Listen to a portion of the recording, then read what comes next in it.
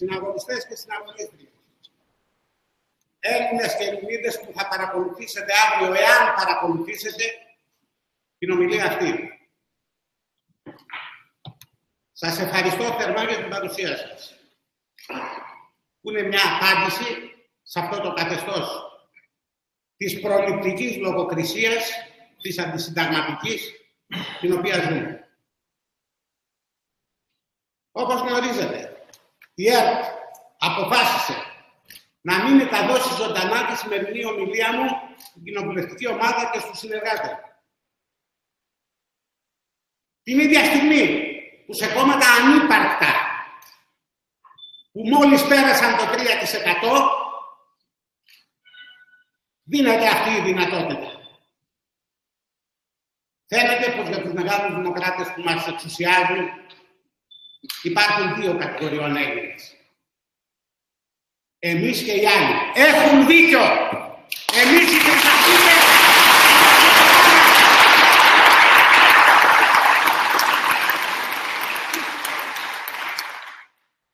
Ξεπερνώντας κάθε όριο αθλιότητας, προχώρησαν σε μια ακόμη σταλινική λογοκρισία και ακύρωσαν σήμερα ακόμη και να μεταδοθεί μαγνητοσκοπημένη εντός της ημέρας η ομιλία μου. Και είπαν ότι θα τη μεταδώσουν αύριο κονσέρβα, όπου αρχίζει και το τρίμηνο. Δεν θα κάνουν τίποτε. Δεν μπορούν να κάνουν τίποτε. Δεν μπορούν να μας σταματήσουν. Ας το πάρουν απόφαση. Ό,τι και να κάνουν. Με αυτή την εντελώς παράνομη πράξη της διοίκησης της ΕΡΤ, η οποία έκοψε ακόμη και το live stream, το να μεταδίδεται δηλαδή από τη web τηλεόραση της ΕΡΤ. Δεν θα σταματήσουν. Παραβιάζουν κατάφορα το Σύνταγμα. Δεν περιμέναμε τίποτε διαφορετικό από αυτούς.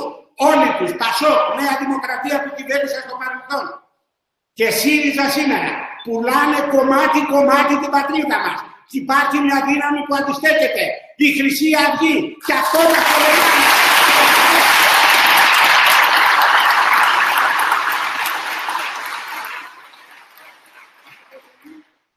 Τίτλο τιμής και δείχνει πόσο πολύ φοβούνται τη Χρυσή Αυγή.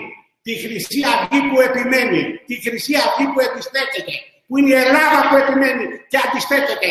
Και δεν παραδίνει ψυχή στο ξένο αφέντη.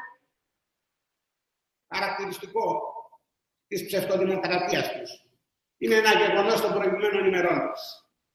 Έκανα μία δήλωση για το κλείσιμο της αξιολόγησης, γραπτή δήλωση, η οποία ήταν μόλις 40 λέξεις και έλεγε: η κυβέρνηση είπε ναι σε όλα τα επαχθή μέτρα που υπαγορεύει ο Σόιμπλε και η οικονομική ολιγαρχία και ετοιμάζει νέα σφαγή για χαμηλόμισθους συνταξιούχους και ελεύθερους επαγγελματίες.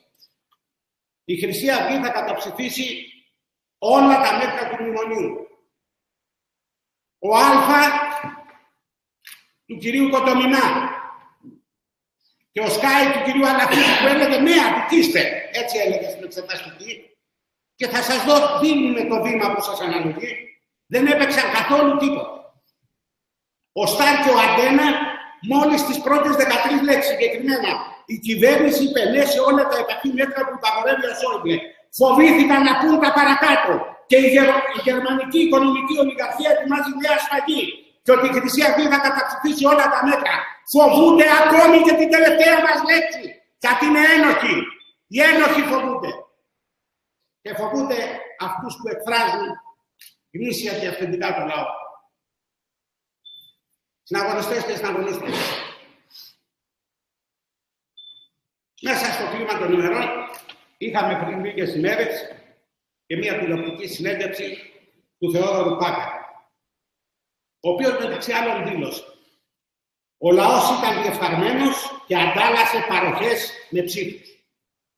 Κοινική ομολογία ενός ανθρώπου του σκληρού πυρήνα του παλαιοκομματισμού, ο οποίος υποστήριξε με όλο του το πάθος το πελατειακό κράτος της Νέας Δημοκρατίας και του ΠΑΣΟΚ και τώρα τα τελευταία 2 χρόνια του ΣΥΡΙΖΑ. Γιατί οι στροφοί που θα έφερναν την εξυγίανση και την κάθαρση συνεχίζουν και κάνουν διορισμούς. Το κοράκι, όπως έλεγε ο Περικλής Γιαννόπουλος. Κάνει τον Μπάκαλο. Θα το απαντήσουμε εμείς. Όχι, κύριε Μπάκαλο. Ο λαός δεν ήταν διεφθαρμένος. Εσείς και το σάπιο πολιτικό σας σύστημα το διέφερε. Όταν έφτανε ο κάθε πολίτης να περάσει από ένα κομματικό γραφείο για να φάει ένα κομμάτι ψωμί, να βρει μια δουλειά για το παιδί του, τι άλλο είναι αυτό από διαφθορά. Μια διαφθορά που η Χρυσή Αυγή κατήγγειλε και καταγγέλνει και μάχεται για να πέσει η δικτατορία των διεφθαρμένων.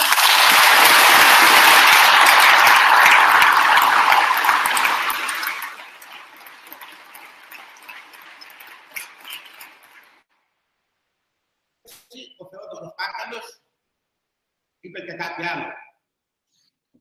Ότι θα ψηφίσει Νέα Δημοκρατία.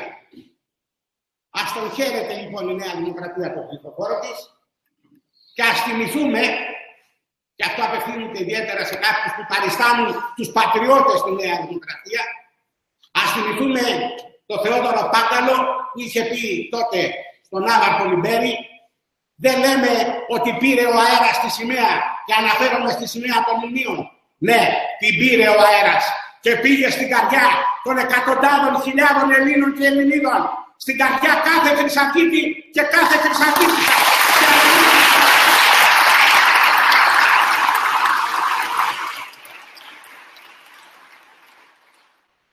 Παρακολουθήσαμε όλοι το ανθελληνικό κράτος σε όλο του το θλιβερό μεγαλείο. Μια ομάδα πολιτών, γονέων των μαθητών οι περισσότεροι, διαμαρτυρήθηκαν για τα μέτρα που παίρνει η κυβέρνηση, όπου μεταφέρει προσφυγόπουλα, λένε, παιδιά λαθρομεταναστών είναι τα περισσότερα, στα σχολεία, χωρίς κανέναν έλεγχο για να φοιτήσουν. Και είδαμε 6 αλήτες, οι οποίοι είχαν μεταφερθεί με πούλμαν, κουκουλοφόροι, με τα ρόπαλα, να χτυπάνε έναν Έλληνα πολίτη. Ποιος όμως τους οδήγησε αυτούς τους αλήτες στο Ρεόκαστρο, ποιος όπλησε τα χέρια τους? Ας δούμε την ανακοίνωση του ΣΥΡΙΖΑ για να καταλάβουμε ποιος είναι ο ηθικός αυτούργος αυτού του κυνηγιού μαγισσών που γίνεται στην πατρίδα μας. Λέει λοιπόν η ανακοίνωση του ΣΥΡΙΖΑ. Οι συνεχιζόμενες προκλήσεις από μειοψηφίες ακροδεξιών στοιχείων μελών της αυτοαποκαλούμενης Πατριωτικής Ένωσης Ελλήνων Ορεοκάστρου, που με ρατσιστικά πανό και συνθήματα, ποια είναι τα ρατσιστικά πανό και τα συνθήματα, η Ελλάδα ανήκει στους Έλληνες. Αυτό είναι ρατσιστικό για το ΣΥΡΙΖΑ. Προσπαθούν να σπείρουν το μίσος εναντίον ανυπεράσπιστων των παιδιών, θα πέσουν στο κενό. Και ενώ λοιπόν οι διαμαρτυρίες των γονέων και των κατοίκων συνεχιζόντουσαν, ο εισαγγελέας της προϊστάμενης εισαγγελίας της Θεσσαλονίκης ζήτησε να τηρηθεί η διαδικασία για όσους συμμετείχαν στα επεισόδια. Και είχαμε το θλιβερό αποτέλεσμα. Ο άνθρωπος ο οποίος χτυπήθηκε, ο οποίος είχε μεταφερθεί στο νοσοκομείο, την ώρα που έδινε κατάθεση στο αστυνομικό τμήμα, να συλλαμβάνεται με βάση τον αντιρατσιστικό νόμο. Και σαν προπέτης, ο Υπουργός Προστασίας του Πολίτη, που δεν προστατεύει τον πολίτη, προστατεύει όλους αυτούς που τους παράνομους αλλοδαπούς που ήρθαν στην πατρίδα μας και όλους αυτούς τους ροπαλοφόρους αριστεριστές, έκανε δήλωση και είπε: πιστεύω ότι δεν θα συνεχιστούν τα επεισόδια. Νομίζω ότι το πήραν το μάθημα και με την εντολή του εισαγγελέα για την εφαρμογή του αντιρατσιστικού νόμου, που καλώς εφαρμόστηκε και συμπεριλήφθηκε κάποιος που παρέβη τον νόμο. Το αποτέλεσμα, ο πολίτης δικάστηκε και αθωώθηκε.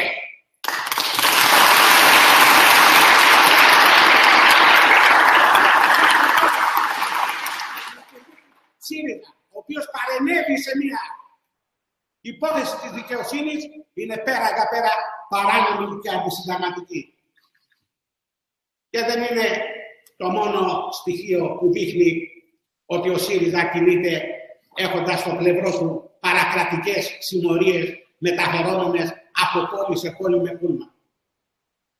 Στα Ιωάννινα, συμμορία αριστεριστών, επετέθηκε κατά τους 7 αστυνομικούς για να μην καταθέσει στεφάνι στο μνημείο των Πιζανομάχων ο βουλευτής της Χρυσής Αυγής Χρήστος Παπάς. Και το στεφάνι αυτό θα το κατέθετε στο όνομά μου, που ο αδελφός του παππού μου έπεσε στο Πιζάνι 24 χρονών παιδί.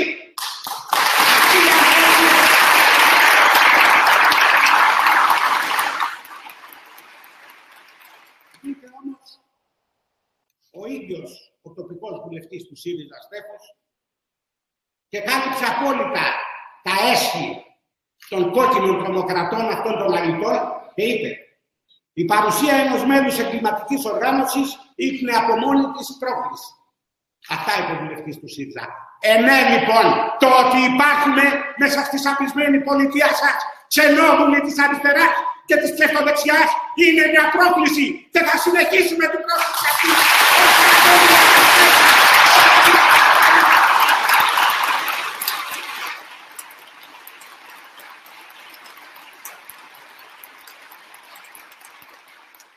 Συνέχεια της μαρξιστικής αμυντίας. Τετάρτη 22 Φεβρουαρίου 2017. Επίθεση και καταστροφές των γραφείων μας στην Πάτρα. Και την ίδια μέρα το απόγευμα, επίθεση και καταστροφές των γραφείων μας στην Ξάνθη. Αστυνομία, απούσα, καμία σύλληψη. Και όσο για τη Νέα Δημοκρατία που θέλει τον νόμο και την τάξη και κάνει και επερωτήσεις πάνω στο θέμα, σιωπή, ούτε μία ανακοίνωση. Σκέφτεστε την περίπτωση εθνικιστές, μέλη της Χρυσής Αυγής, να επιτίθενται εναντίον ενός πολιτικού γραφείου, πρωτοσέλιδα στις εφημερίδες, χρυσαυγιάδες στους τηλεοπτικούς σταθμούς, υποκριτές, ψεύτες και φαρισαίοι. Ας το πάρουν απόφαση. Η κόκκινη τρομοκρατία δεν θα περάσει. Και όπως λέει το σύνθημά μας, αναρχική και πολσεβίκη, αυτή η γη δεν θα περάσει.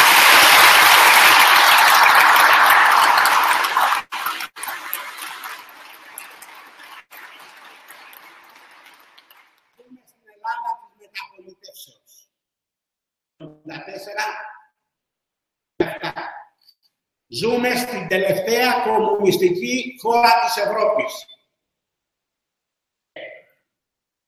Ενώ σε κάθε χώρα της Ευρώπης είναι στίγμα να ήταν κάποιος κομμουνιστής, εδώ είναι τίτλος τιμής. Έχουν κυριαρχήσει παντού. Με την ανοχή και τις ευλογίες της Νέας Δημοκρατίας. Αυτή τους άνοιξε τις πύλες. Αυτοί διέταξε να κυματίζουν με σύστιες τις σημαίες στα ελληνικά στρατόπεδα όταν πέθανε ο Χαρίλαος Φλωράκης. Αυτοί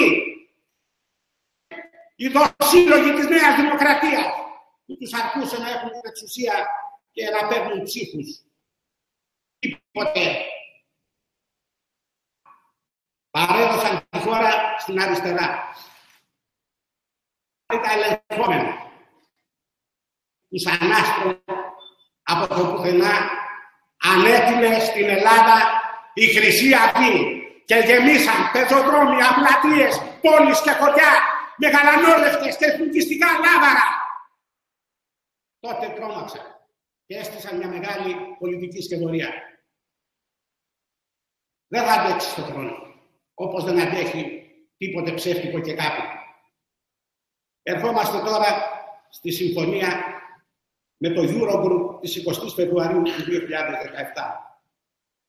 Η κυβέρνηση ΣΥΡΙΖΑ ΑΜΕΛ και οι δανειστές κατέληξαν σε καταρχάς συμφωνία για την προνομοθέτηση μέτρων για το έτος 2019 και μετά. Μιλάμε και αυτό δεν είναι απλώς αντισυνταγματικό, είναι και παράνομο. Νομοθετούν μέτρα για την περίοδο κατά την οποία κατά πάσα πιθανότητα δεν θα είναι κυβέρνηση. Και όπως είπαν, οι θεσμοί επιστρέφουν στην Αθήνα για διαπραγματεύσεις επί του ύψους των μέτρων αυτών, εντός των προσεχών ημερών. Ο επικεφαλής του Eurogroup, Dijsselbloem, διευκρίνησε ότι το νέο πακέτο μέτρων θα αφορά συντάξεις, φορολογικό και εργασιακά. Ας πάψουν λοιπόν τα ψέματα ότι δεν υπάρχουν νέα μέτρα. Υπάρχουν μέτρα μεγαλύτερα των 3 δισεκατομμυρίων, θα υπάρχει κόψιμο συντάξεων και οπωσδήποτε θα υποφέρει ακόμη περισσότερο ο λαός. Και έχει πραγματικά γέλιο το γεγονός ότι ο ΣΥΡΙΖΑ μέχρι πρότινος, όταν είχε τεθεί το θέμα αυτό στο παρελθόν, είχε δηλώσει ο ίδιος ο Υπουργός Τσακαλώτος ότι η προνομοθέτηση υπερβαίνει το ευρωπαϊκό πλαίσιο δημοκρατίας και είναι αντισυνταγματική. Τελικά, προκειμένου να την κάνουμε αυτή, δεν είναι αντισυνταγματική. Έρχομαι στη στάση της Νέας Δημοκρατίας, που είναι υποτίθεται η αναμονή κυβέρνηση. Η Νέα Δημοκρατία κάνει λόγο για πρόσθετες υποχωρήσεις και επώδυνα μέτρα. Δεν υπάρχει όμως η παραμικρή καταγγελία κατά της συμφωνίας που προβλέπει νέα σκληρότερα μέτρα και φυσικά καμία αναφορά στο γεγονός ότι αυτά θα αφορούν τα έτη από το 2019 και μετά. Σύμφωνα μάλιστα με τη δήλωση του εκπροσώπου τύπου της, η κυρία η Νέα Δημοκρατία δεν πρόκειται να ψηφίσει τα μέτρα εν τέλει που θα συμφωνηθούν. Ερώτηση. Δεν θα μπορούσε πολύ απλά η Νέα Δημοκρατία να κάνει μια ανοιχτή ανακοίνωση και να πει ότι αν γίνω κυβέρνηση σε 6 μήνες, 1 χρόνο, θα καταργήσω τα μέτρα αυτά? Όχι, δεν το λέει. Γιατί θα ισχύουν και τότε αυτά τα μέτρα. Γιατί θα συνεχίσει η ίδια ολέθρια πολιτική των μνημονίων. Δεν έχει υπάρξει καμία κατηγορηματική δέσμευση περί μη εφαρμογής των μέτρων. Και οι δηλώσεις περί μη ψήφισής τους τώρα είναι πολιτικατισμός του εσχής του ίδιου. Και έχουμε και το μεγάλο ψέμα των αντίμετρων. Ότι αν ισχύσουν τα μέτρα θα υπάρχουν αντίμετρα και παροχές. Καταρχάς, όπως γνωρίζετε πολύ καλά, ο ελληνικός λαός χρωστά στο ελληνικό κράτος 96 σχεδόν δισεκατομμύρια ευρώ. Πού θα βρει τα άλλα 3 που ζητάνε? Δεν πρόκειται ποτέ να εφαρμοστούν τα μέτρα και ως εκ τούτου ποτέ να εφαρμοστούν τα αντίμετρα. Το πρακτορείο Ρόιτερ μιλάει για ραγδαία επιδείνωση των συνθηκών διαβίωσης στην Ελλάδα. Και αυτά με τα 7 χρόνια μνημονίου. Θα μπορούσε να γίνει μια διαπραγμάτευση? Ναι, θα μπορούσε. Η Ευρώπη βρίσκεται σε δειλή θέση. Η Μέρκελ περιμένει εκλογές, το ίδιο και η Γαλλία, το ίδιο και η Ολλανδία. Το δολάριο πιέζει το ευρώ. Και έχουμε δημοσίευμα και οικονομική ανάλυση από την εφημερίδα Εστία, η οποία λέει ότι παρά το γεγονός ότι ο Σόιμπλε κάνει συχνά πυκνά λόγο για το Brexit, εάν η Γερμανία συμβεί ένα Brexit, θα χάσει 796 δισεκατομμύρια ευρώ. Δηλαδή, ποσό υπερδιπλάσιο από το χρέος της Ελλάδας. Τι κάνουν δηλαδή με απλά λόγια? Παραδίδουν τη χώρα. Υπάρχουν όμως κάποιοι που είναι αντίθετοι στα σχέδιά τους. Κάποιοι που δεν είναι οι Μπολσεβίκοι της Κονόμας που κάνουν χρυσές δουλίτσες και κάνουν μαρξιστικές αναλύσεις και είναι το πιο συστημικό κόμμα, δηλαδή το ΚΚΕ. Υπάρχουν κάποιοι καλμένοι μέσα από το λαό που αντιστέκονται. Εμείς οι χρυσαυγίτες.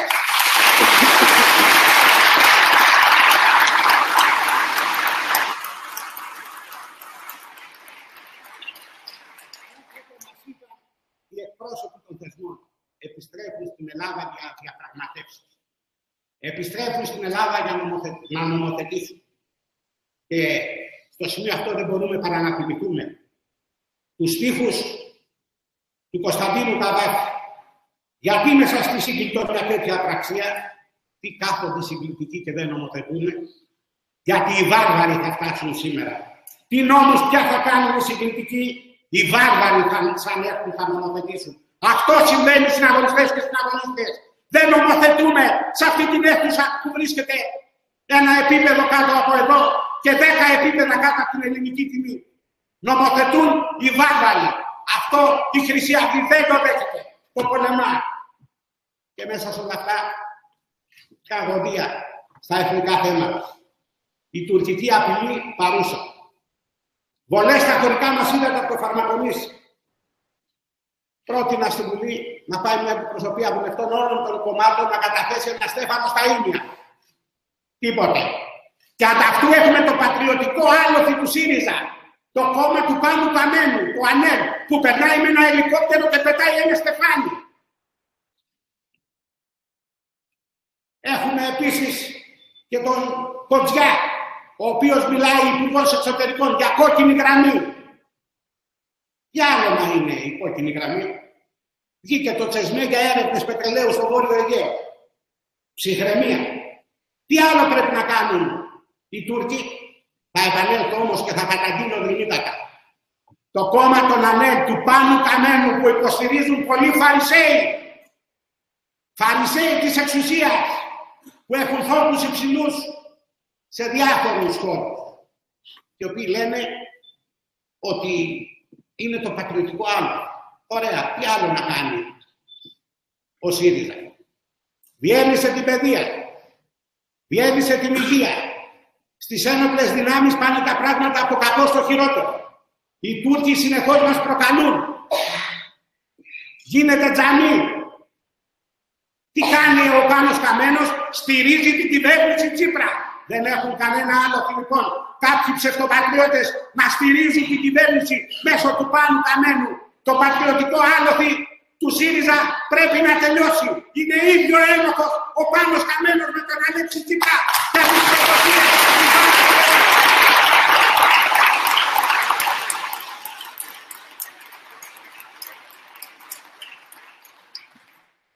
Μέσα σε όλα τα άλλα έρχεται ένα νέο πολύ ανησυχητικό. Η Τουρκία αποφάσισε να κατασκευάσει 3 μικρά τεχνητά νησιά στη θάλασσα του Μαρμαρά. Η κατασκευή τους βρίσκεται στο τελικό στάδιο, όπως αναφέρει η εφημερίδα Κουριέρ. Και ερωτώ, εάν οι Τούρκοι αποφασίσουν να κάνουν ένα τεχνητό νησί στα διεθνή ύδατα, όσο εμείς κρατάμε τα χωρικά μας ύδατα στα 6 μίλια, σπάει ή δεν σπάει η Φανοκρηπίδα? Τελειώνει ή δεν τελειώνει η ΑΟΣ? Πρόβα είναι αυτό που κάνουν οι Τούρκοι. Γιατί έχουν μακροχρόνιο σχεδιασμό. Η μόνη λύση λοιπόν, η λύση που προτείνουμε εμείς οι Έλληνες εθνικιστές για να αποφευθεί αυτό το πράγμα, για να είναι πραγματικά το Αιγαίο ελληνικό αρχιπέλαγος, είναι η επέκταση των χωρικών μας υδάτων στα 12 μίλια. Καμία άλλη.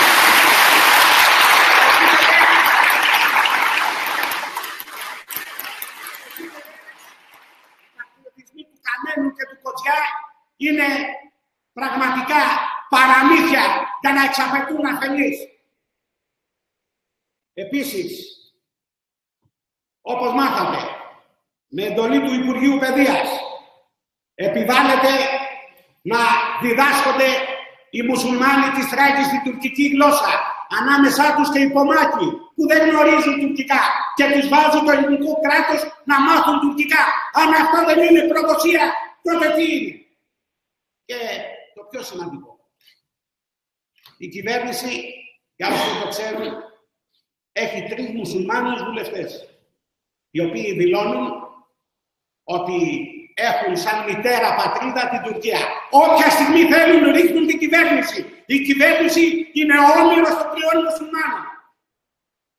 Και δεν είναι τυχαίο ότι πανηγυρίζει το τουρκικό πρακτορείο Ανατολού για το γεγονός ότι ολοκληρώθηκε ο σκελετός του τζαμιού στο Βοτανικό και όπως χαρακτηριστικά αναφέρεται στο συγκεκριμένο δημοσίευμα, πρόκειται για το πρώτο τζαμί στην Αθήνα μετά από 1 αιώνα, ενώ ο σκελετός του κτηρίου έχει ολοκληρωθεί και οι εργασίες κατασκευής στον χώρο έχουν ξεκινήσει από τον περασμένο Νοέμβριο και θα έχουν ολοκληρωθεί σε περίπου 2 μήνες. Αυτός είναι ο πατριωτισμός σου, Πάνο Καμένε? Αυτή την κυβέρνηση στηρίζεις? Την κυβέρνηση που κάνει τζαμί μετά από 100 και πλέον χρόνια στην Αθήνα? Αλλά η Νέα Δημοκρατία βεβαίως γνωρίζουμε πολύ καλά ότι είναι απόλυτα συμμέτοχη στο έγκλημα αυτό και μόνο η Χρυσή Αυγή αντιγράφηκε και έκανε και συγκέντρωση διαμαρτυρίας και είπε όχι τζαμί στην Αθήνα.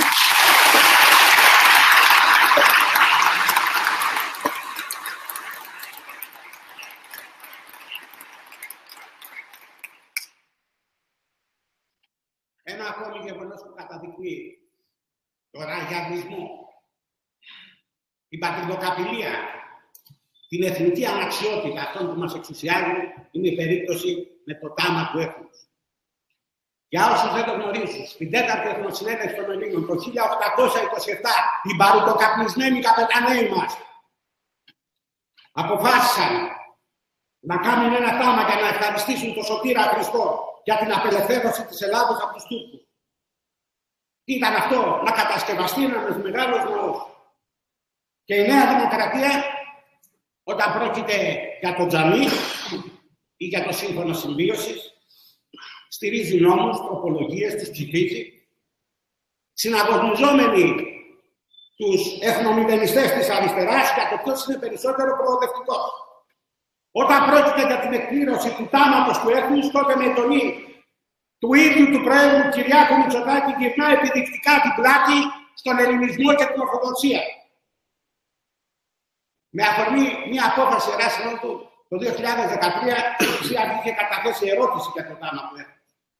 Πρόσφατα, βουλευτές της Νέας Δημοκρατίας κατέθεσαν και αυτή η ερώτηση. Και με εντολή του Κυριάκου Μητσοτάκη απέσυραν τις υπογραφές τους. Και για το γεγονός αυτό, ένας εθνικός ιεράρχης, ο Σεβασμιότατος Μητροπολίτης Καλαβρίτων και Γαλλίας κ. Αμβρόσιος, κατέθεσε την οργή του με παρέμβαση. Με ανοιχτή του επιστολή προς τον Κυριάκο Μητσοτάκη, όπου του απευθύνει το λόγο και τον ερωτά τα εξής χαρακτηριστικά. Αληθεύει η πληροφορία, κύριε Μητσοτάκη? Πράγματι εξεδώσατε εντολή στους 16 βουλευτές σας, όπως αποσύρουν τις υπογραφές των από την επερώτηση του θάματος του έθνους? Εάν ναι, τι σας έχει πειράξει? Είναι μια παλιά υπόσχεση των ιερών αγωνιστών του 1821. Υπόσχεση του έθνους. Τι σας έχει πειράξει? Η θεοσέβεια των ιερών προγόνων μας. Εσείς λοιπόν δεν αναγνωρίζετε το τάμα? Δεν είναι τάμα του έθνου? Το θεωρείτε παράλογο? Εάν ναι, παρακαλώ να μας το δηλώσετε, ώστε να γνωρίζουμε τα βαθύτερα πατριωτικά σας αισθήματα. Παρακαλώ να γράψετε κάπου στο μυαλό σας. Το θέμα τάμα του έθνους θα είναι ή η δόξα σας ή ο πολιτικός τάφος σας. Οι γνήσιοι Έλληνες έχουν πληγωθεί πάρα πολύ από τη στάση σας. Διότι άλλο πράγμα είναι να είπετε στους βουλευτές εν μη υπογράφω, και άλλο να τους είπετε πάρτε πίσω την υπογραφή του. Τελικά πήραν πίσω την υπογραφή τους. Και δεν είναι σε τίποτε διαφορετική από τους εθνομηδενιστές του ΣΥΡΙΖΑ. Συναγωνιστές και συναγωνίστριες. Ήταν τέλη Ιανουαρίου και οι συνεχείς δημοσκοπήσεις αναδείκνυαν τη Χρυσή Αυγή σταθερά τρίτο κόμμα. Στις 25 Ιανουαρίου έγραψα άρθρο στην εφημερίδα με τίτλο «Ποσοστά και ιδέες», που έλεγα ότι το σύστημα θα αντιδράσει. Το παιχνίδι των δημοσκοπήσεων το έχουμε αναφέρει και στο παρελθόν και έχει αποδειχθεί ότι είναι ένα στημένο παιχνίδι.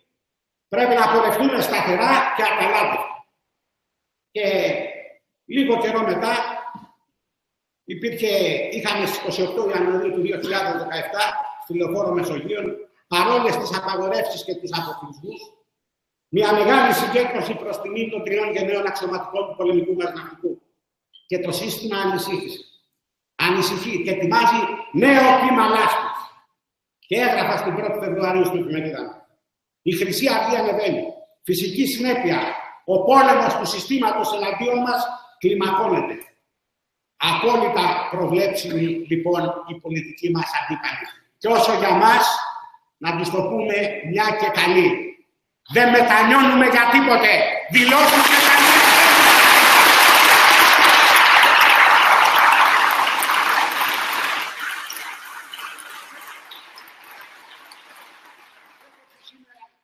Η ΕΡΤ, τη ζωντανή μετάδοση. Έκοψε ακόμη και το αυτονόητο να μεταδοθεί σήμερα. Πιστεύουμε θα μας σταματήσουν έτσι? Δεν μας σταμάτησαν όταν μιλούσαμε όλους εσάς από ένα καρτοτηλέφωνο των φυλακών Κορυδαλού. Θα μας σταματήσουν τώρα?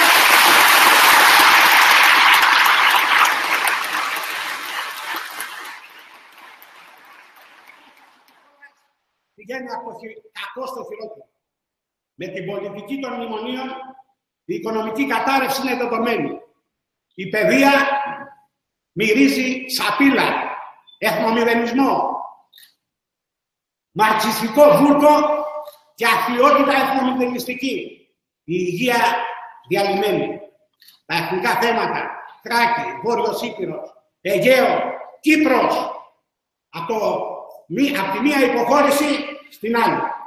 Και μέσα σε όλα αυτά έχουμε τους κομματάρχες της Νέας Δημοκρατίας, οι οποίοι θα περάσουν από πόλεις και χωριά, θα χτυπήσουν πόρτες σαν τους επέτες και θα ζητήσουν την ψήφο του ελληνικού λαού για να τη σώσουν, λέει, από την αριστερά. Όχι, είναι το ίδιο εθνικά επικίνδυνη με την αριστερά του ΣΥΡΙΖΑ, η Νέα Δημοκρατία. Η μόνη εθνική επιλογή είναι η Χρυσή Αυγή.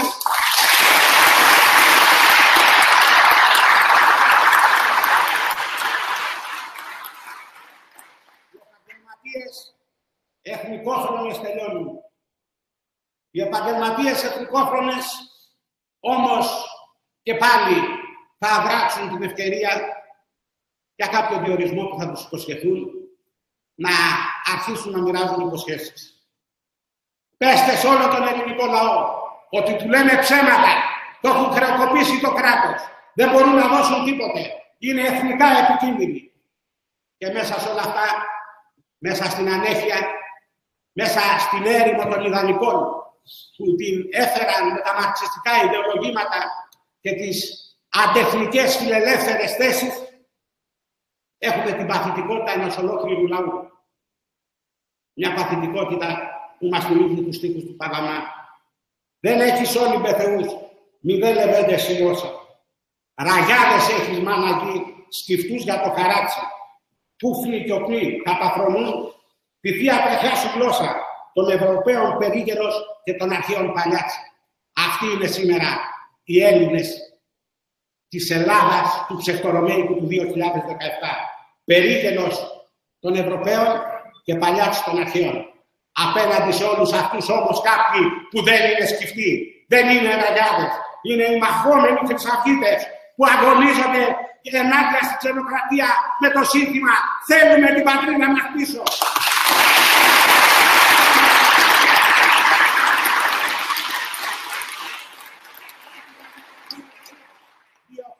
Πλέον ο ΣΥΡΙΖΑ δεν πήγαν οι κλέφτες στη φυλακή, ούτε γυρίσαν τα κλεμμένα στον λαό. Η μίσια συνέχεια του παλαιοκομματισμού ο ΣΥΡΙΖΑ. Ας γνωρίζουν ότι ο εθνομηδενισμός δεν θα περάσει και πολύ περισσότερο δεν θα σταματήσουν τη Χρυσή Αυγή με την τρομοκρατία. Αγώνας μέχρι τέλους για να ξαναγίνει η Ελλάδα ελληνική, για να ξαναγυρίσει το χαμόγελο στα πρόσωπα των Ελλήνων. Η αρχική μας σχεδίαση ήταν να γίνει αυτή η ομιλία στις 22 Φεβρουαρίου και ήταν την Τετάρτη που πέρασε.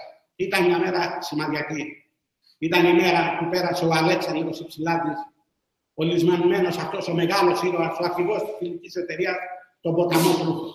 Στον καθένα και στην καθεμιά από εσάς αναλογεί ένας ποταμός Κρούχος.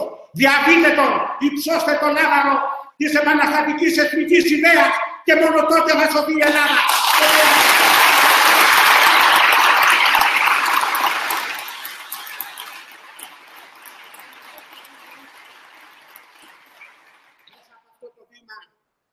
Απευθύνομαι σε όλους τους Έλληνες και τις Ελληνίδες.